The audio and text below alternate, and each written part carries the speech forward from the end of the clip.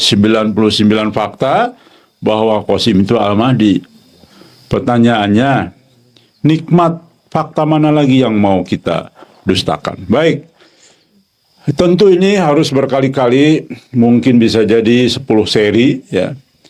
Dan saya tidak beruntun setiap pada subuh karena harus ada tema-tema lain yang mungkin mendesak dan sebagainya.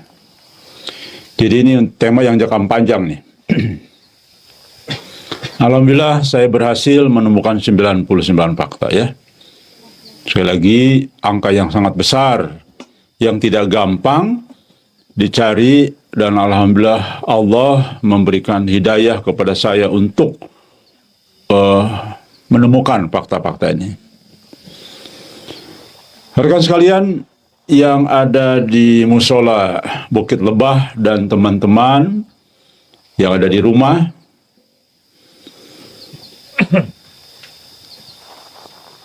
sesungguhnya sudah sangat jelas ya bagi kita umat muslim yang masih beriman. Jadi kalau tidak yakin dengan dua hal ini berarti bukan orang beriman. Belum tentu setiap muslim orang yang beriman. Pertama, sudah sangat jelas, ini sangat amat update apa yang Nabi sampaikan bahwa Al-Mahdi itu sudah diutus dengan banyaknya gempa-gempa. Ini saya mungkin sudah 100 kali lebih bicara, ya. Tapi semua budak, semua tidak mau dengar. Karena yang munculnya sosok Al-Mahdi mirip-mirip bintang film Bollywood, sehingga orang tidak mau tahu tentang hadis ini. Padahal seharusnya tokoh agama dengan fenomena gempa yang tidak biasa dan baru pertama kali terjadi sejak bumi ini lahir, gempa yang terus-menerus tiap detik terjadi di seluruh dunia. Karena hadis itu kan menyakup dunia, bukan hanya Indonesia saja. Di Indonesia saja sudah hampir 2 hari, 3 hari sekali, bahkan 1 hari sekali kadang-kadang. Ini memang manusia itu keras kepala. Semua sejarah mengatakan namanya manusia, bahkan alul kitab keras kepala. Termasuk ulama-ulama yang disebut sekarang ini ulama. Ya, kiai, ustadz, keras kepala semua. Padahal jelas hadisnya tanda bahwa Al-Mahdi diutus itu adalah gempa-gempa dan perselisihan manusia.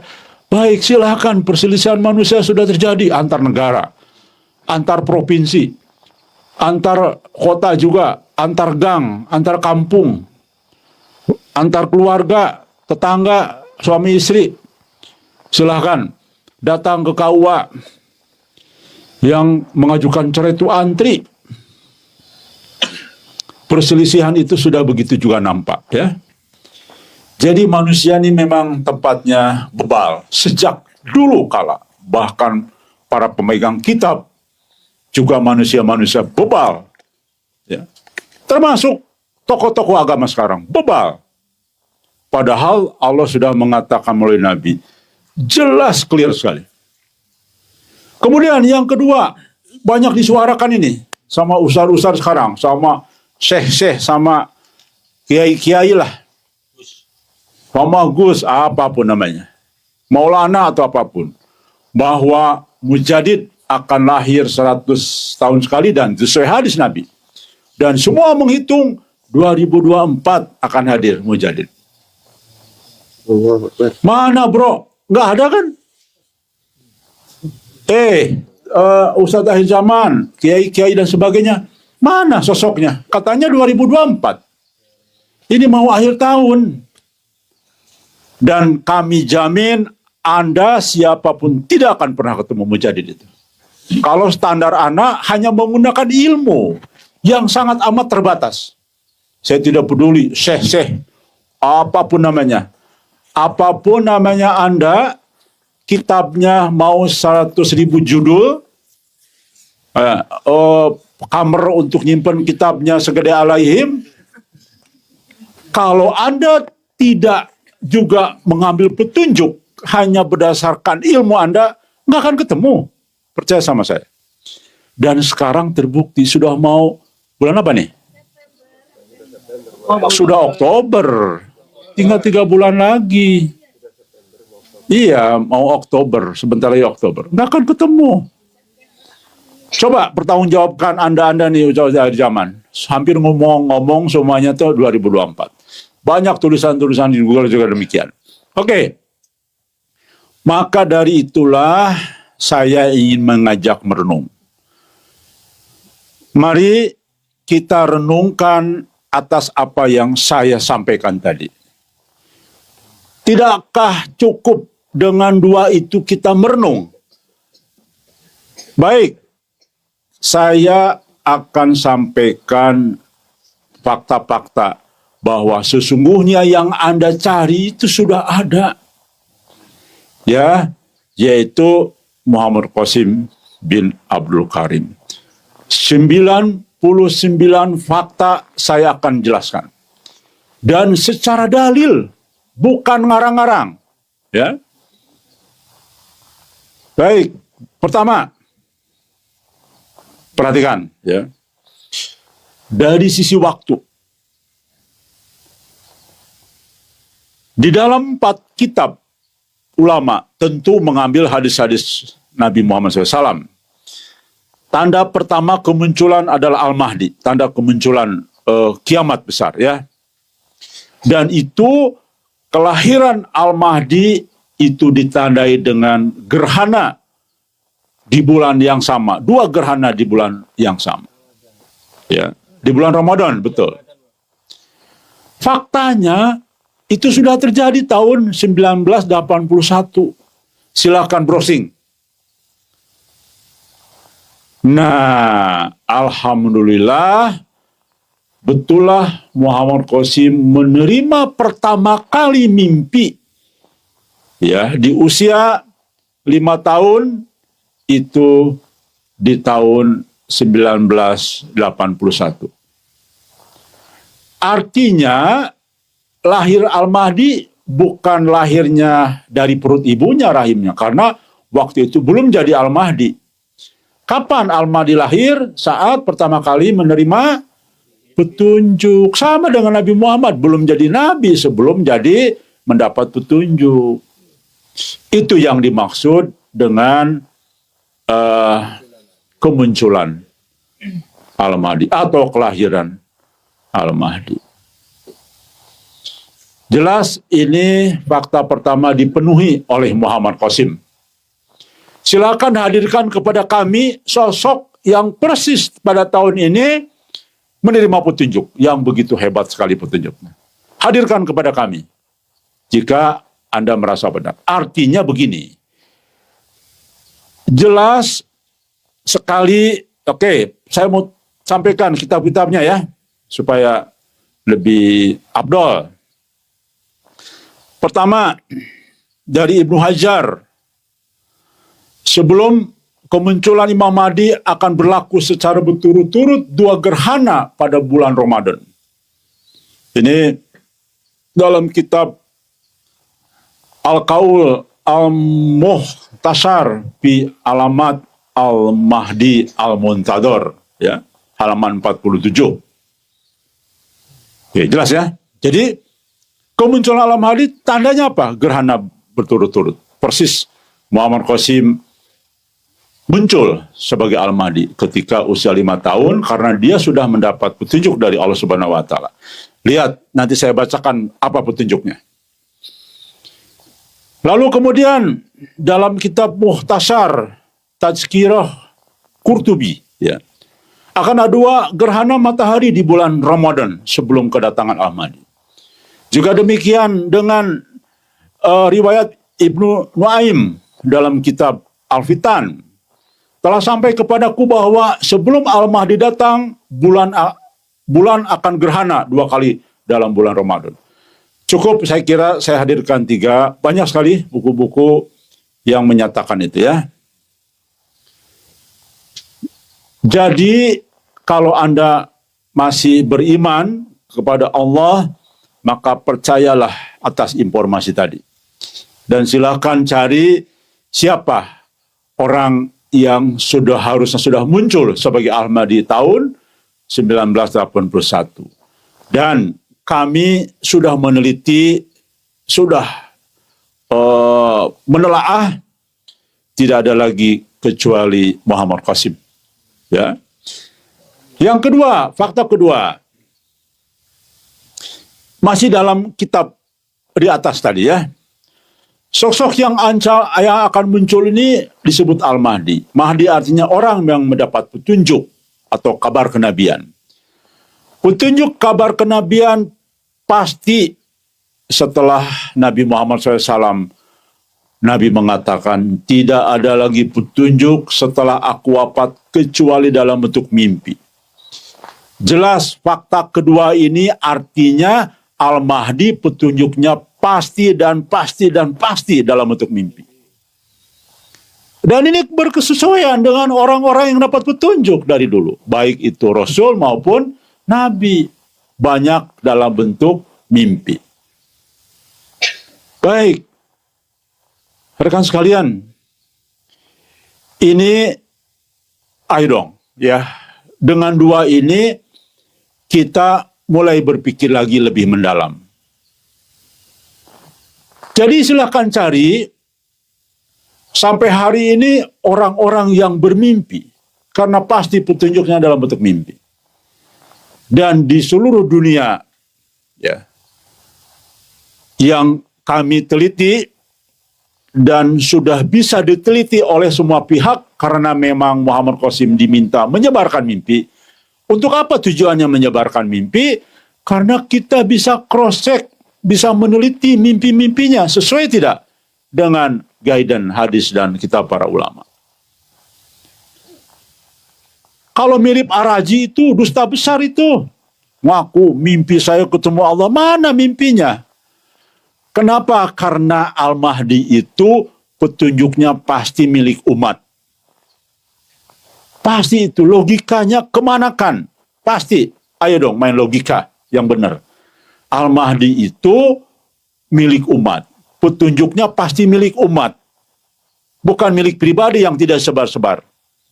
Ya, maka sesuai dengan apa yang terjadi dari seluruh utusan Allah, sudah diberitakan dalam kitab-kitab sebelumnya, sehingga kita bisa meneliti tentang kebenaran utusan Allah itu. Itu yang benar. Bukan pernyataan menyesatkan dari banyak ustadz-ustadz akhir zaman bahwa Al-Mahdi akan mendadak, taunya semua orang. Itu pembodohan namanya, sangat bodoh dan pembodohan. Karena seluruh utusan Allah itu sudah diceritakan dalam kitab-kitab sebelumnya, sehingga manusia harus berpikir, harus mencerna dan sebagainya.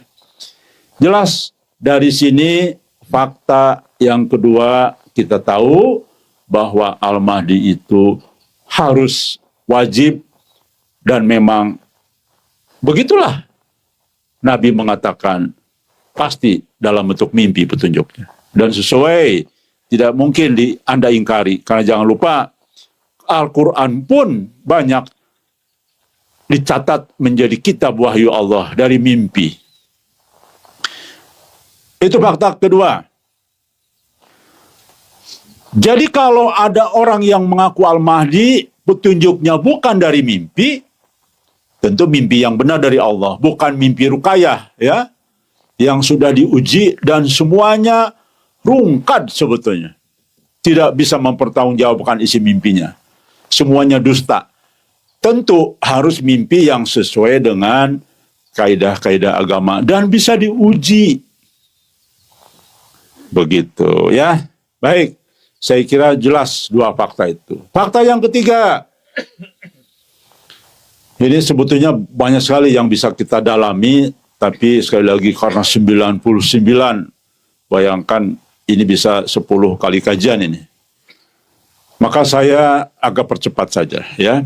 Rekan sekalian, bisa dilihat di YouTube Gajah sebelumnya, sebetulnya ini sudah secara terpisah disampaikan juga. Namun sekarang kita secara utuh, agar orang-orang yang masih bebal, tidak mau tahu, tidak ingin tahu bahwa musibah-musibah segera akan terjadi, minimal ayo dong mulai berpikir ya.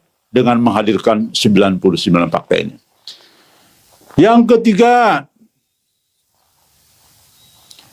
sejak zaman para nabi, para rasul, ya, termasuk mimpi para sahabat, mimpi-mimpi menjadi petunjuk, bahkan menjadi wahyu bagi seorang rasul dan nabi. Ya.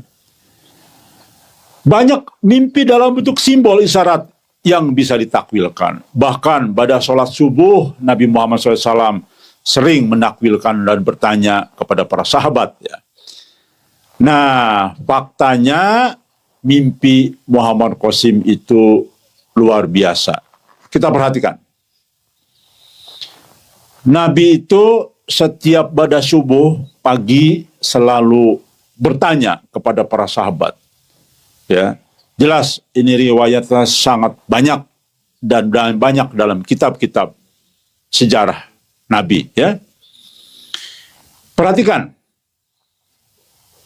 mimpi Muhammad Qasim itu yang pertama, umur 5 tahun. Bayangkan mendapatkan mimpi yang luar biasa, sangat mendalam sekali. Saya ingin bacakan mimpi itu. Bahwa isyarat, ya, saya resume aja. Mimpi pertama Muhammad Qasim adalah isyarat tanda dari Allah bahwa Qasim akan menjadi pemimpin umat Islam dunia. Mimpi naik tangga sampai ke awan, ya, dan tetap di sana diam. Takwilnya dia akan menjadi raja. Silakan ahli takwil kumpulkan 1000 ahli takwil. Saya jamin ini benar. Karena juga sesuai dengan kitab Ibnu Sirin dan kitab-kitab penakwil lain. Ya. Menaiki tangga yang tinggi menuju Allah dalam mimpinya Muhammad Qasim. Usia 5 tahun, ya. Takwilnya adalah kemuliaannya mencapai derajat termasuk golongan tertinggi di hadapan Allah. Jadi termasuk kelompok yang tinggi di hadapan Allah. Tangga yang dinaiki adalah tangga kerajaan. Artinya dia akan menjadi raja dunia. Jelas mimpi pertama dia menunjukkan sosok Al-Mahdi telah lahir. Pertanyaannya, kalau faktor kebetulan, kenapa isi mimpi yang pertama kali seperti ini? Tanda isyarat dialah sebetulnya nanti akan jadi raja atau khalifah di akhir zaman. Tidak mungkin kebetulan dan tidak mungkin Muhammad Qasim menciptakan mimpi ini. Maka untuk supaya umat berpikir, Allah menjatuhkan pilihan kepada Muhammad Qasim yang kami anggap sebetulnya dari sisi agama dia hampir sama dengan status Nabi Muhammad SAW. Yaitu apa? Ummi.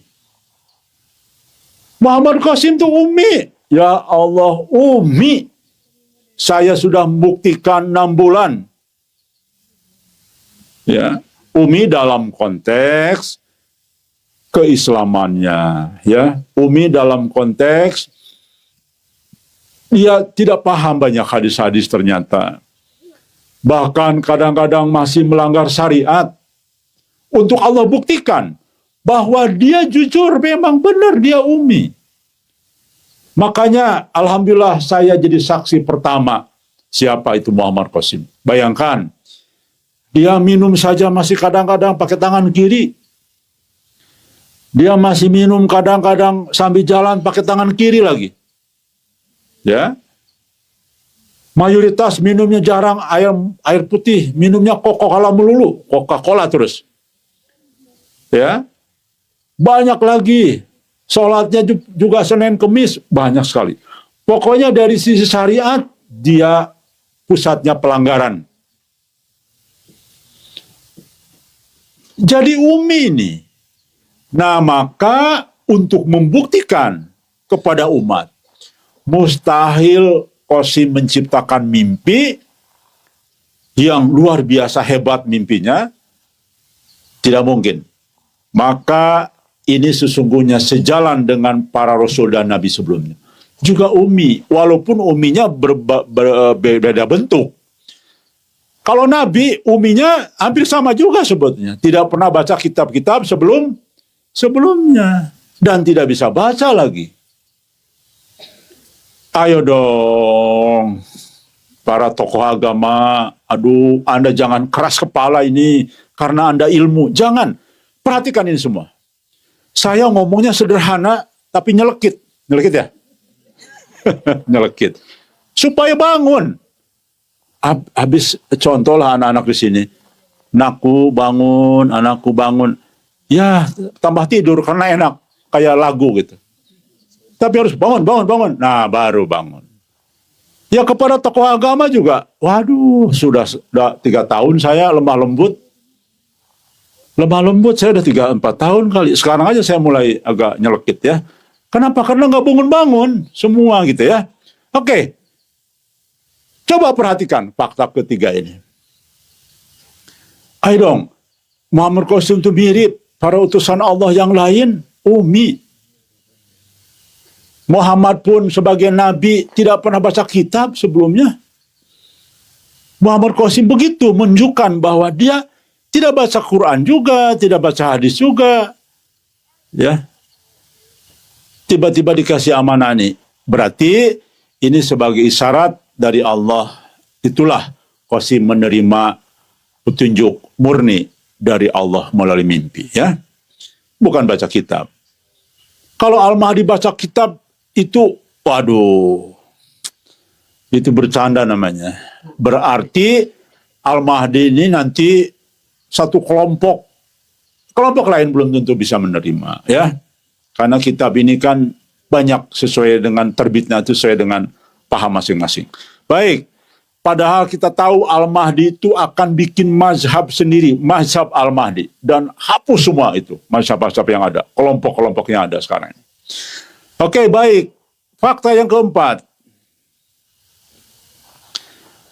Sudah jelas Nabi mengatakan bahwa ternyata kabar kenabian itu masih ada. Setelah beliau wafat itu kabar kenabian loh. Bukan sekedar statusnya mimpi. Tapi mimpi yang statusnya adalah kabar kenabian. Jangan lupa. Mimpi di ujung akhir zaman, mimpi umat Islam yang benar adalah 46 kabar kenabian. Ya. Rekan sekalian, ini banyaklah dalam hadis-hadis 50 lebih. Saya tidak perlu bacakan. Sudah terlalu sering kita membacakan tentang hadis-hadis ini. Ya.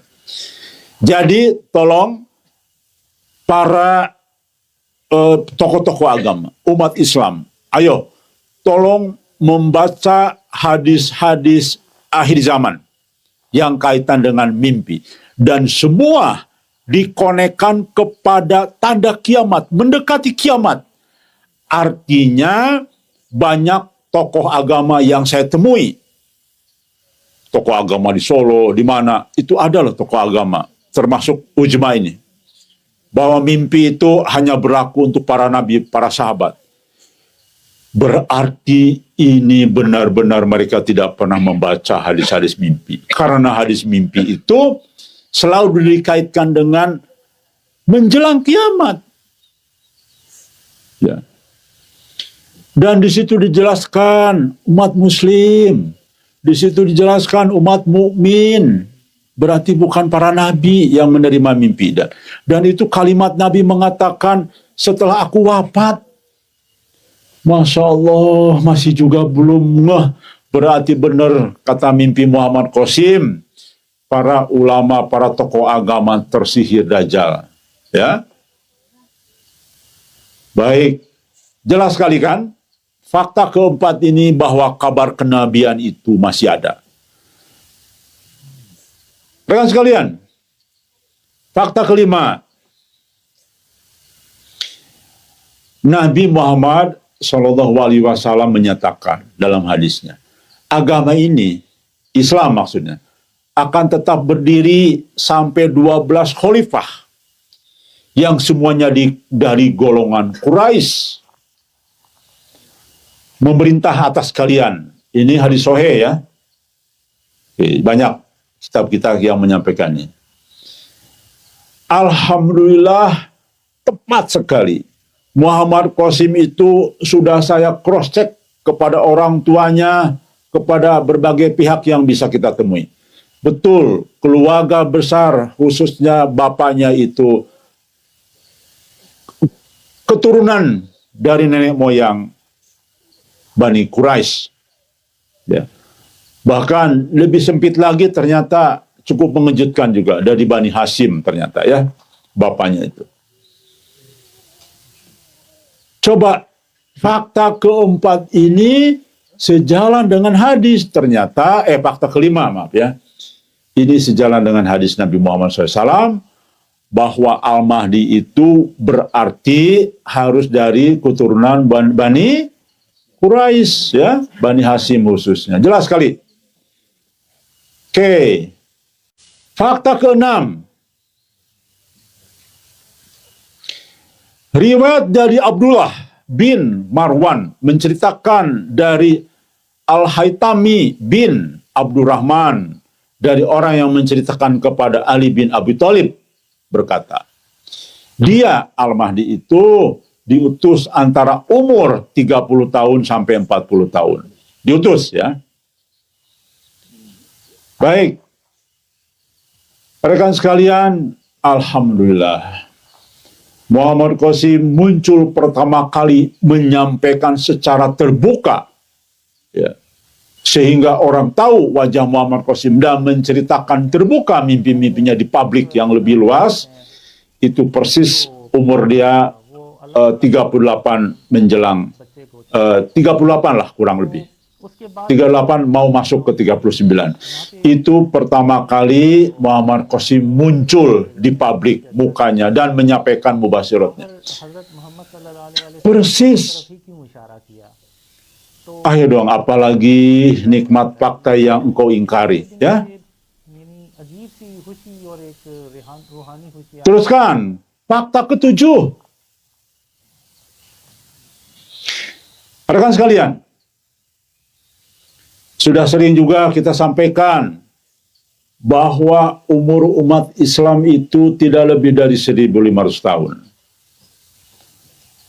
Ibnu Hajar mengatakan 1476 Hijriah umurnya. Imam Asyuyuti, umat Islam berumur hanya 1477. Ya. Kemudian Imam Hambali antara 1400 sampai 1500 Hijriah. Rekan sekalian, nama-nama itu nama-nama besar. Bahkan para tokoh agama terkini mengatakan ini adalah para mujadid, ya, pembaharu Islam. Jadi bukan orang sembarangan ini. Saya sedih sekali. Banyak tulisan orang-orang terkini ngebantah nih kaitan tahun ini.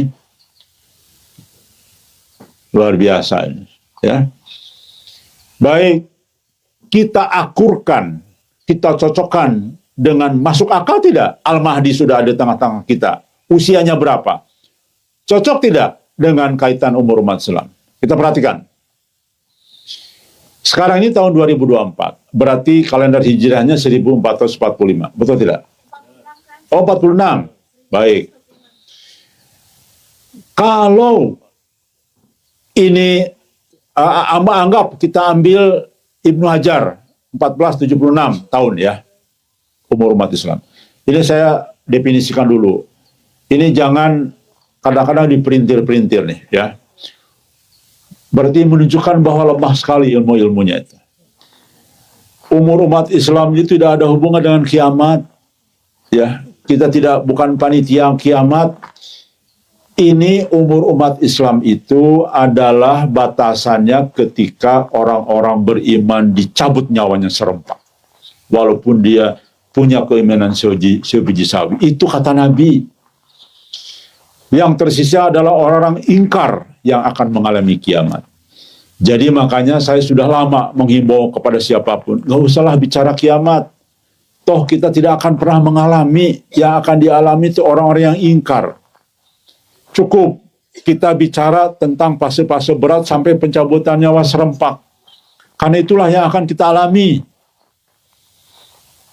Baik, kalau 1446,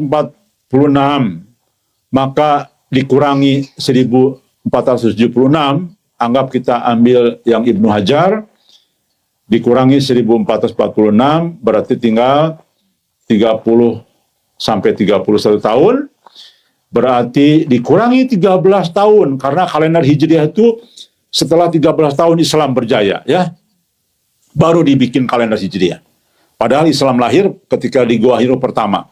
Jadi kurang lebih umur umat Islam antara 17 tahun, kurang lebih, ya. Ya antara 16, paling cepat 16 tahun sampai 18 tahun lah, kurang lebih, ya. Baik, berarti umur umat Islam antara 16 sampai 18 tahun, kurang lebih.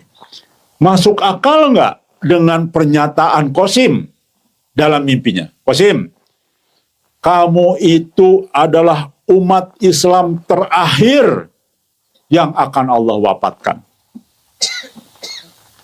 Coba, masuk akal tidak? Ternyata, Masya Allah, presisi. Perhatikan, kalau itu Qasim sekarang 49 tahun, umurnya sekarang, ya, ditambah kurang lebih tadi antara 16 sampai 18 tahun kurang lebihnya, ya. Berarti umur Qasim mendekati 70 tahun, antara 68, 69 sampai 67. Masuk akal, manusia umur seorang Qasim wajar, masih bisa bertahan. Ya. Artinya wajar Muhammad Qasim masih hidup sampai pencabutan nyawa serempak. Kalau Qasim misalkan umurnya sekarang sudah 70 tahun, lalu umur umat Islam kurang lebih 18 tahun lagi, tidak masuk akal. Sampai mendekati 90 tahun, bagaimana mungkin bisa berjuang, ya? Jadi artinya ada satu logika yang masuk akal ketika pencabutan nyawa serempak. Qasim masih wajar berpikir usia 67 tahun itu usia masih segar, usia masih bisa berjuang, dan itu usia matang sekali dari sisi umur psikologis umat. Ya. Saya pun merasakan, rekan sekalian, ya, bagaimana ketika anak-anak kita sampai usia 40 tahun remaja, ya sudah dewasa lah, sudah menikah, kadang-kadang terasa masih belum dewasa, ya. Dan saya pun merasakan kedewasaan itu di usia-usia 50 ke atas itu. Dan semakin dewasa dalam cara berpikir sudah mendekati 60 tahun. Perhatikan, jadi sangat masuk akal Muhammad Qasim masih hidup dan usianya wajar. Ini menunjukkan bahwa umur umat Islam sesuai dengan mimpinya Qasim. Qasim adalah umat terakhir dari Nabi Muhammad yang akan diwafatkan. Masuk akal, ya. Baik, fakta berikutnya, fakta yang ke-8.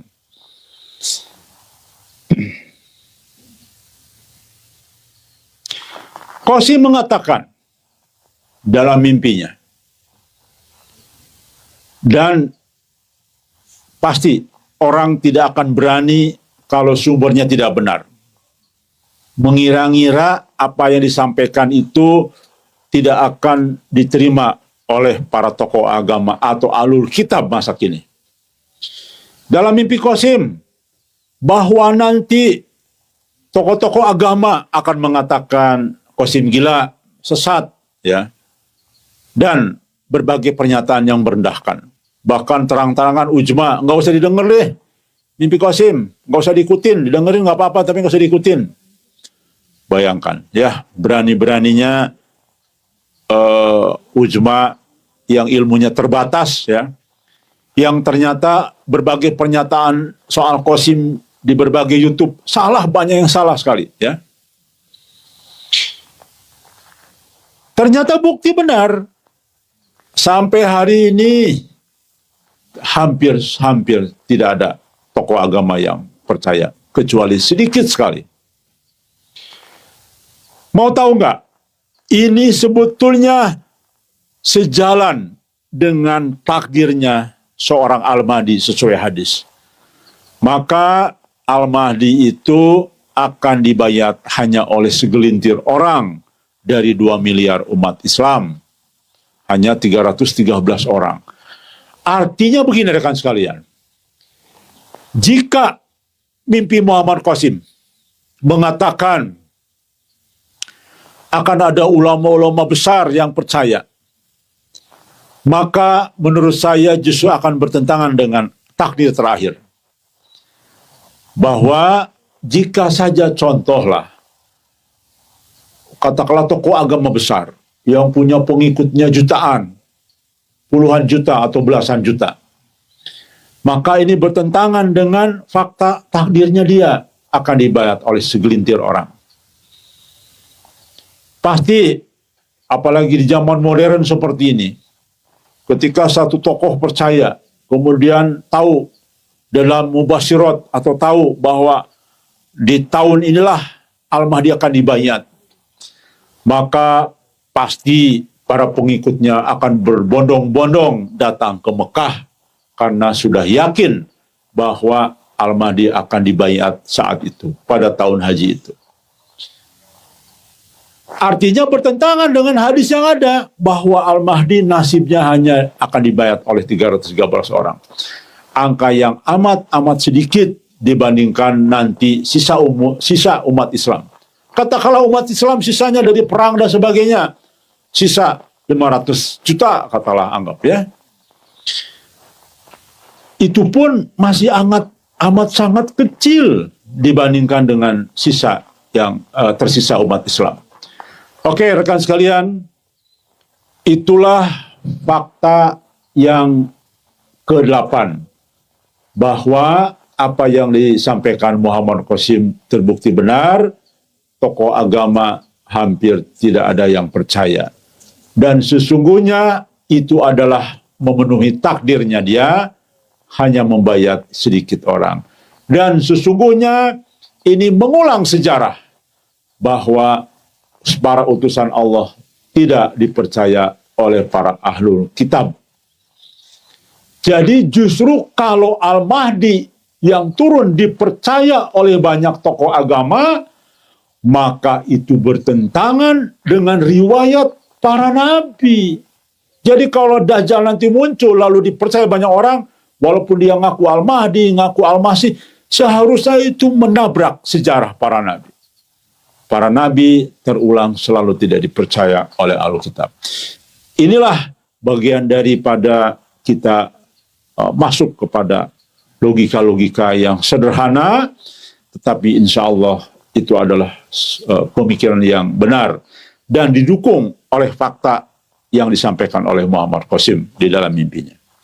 Rekan sekalian, saya kira itu kurang lebih sudah mendekati jam 6. Kesimpulan sampai dengan fakta ke-8 ini, dari 99 fakta yang akan saya ungkap, menunjukkan bahwa fakta-fakta itu insya Allah sangat kuat, baik dari sisi dalil maupun logika. Ya, jadi kalau dari sisi dua sisi itu, alhamdulillah tidak ada lagi saat ini tokoh yang bisa menandingi persis sesuai dengan kemunculan Muhammad Qasim. Jadi nikmat fakta mana lagi yang mau kita dustakan?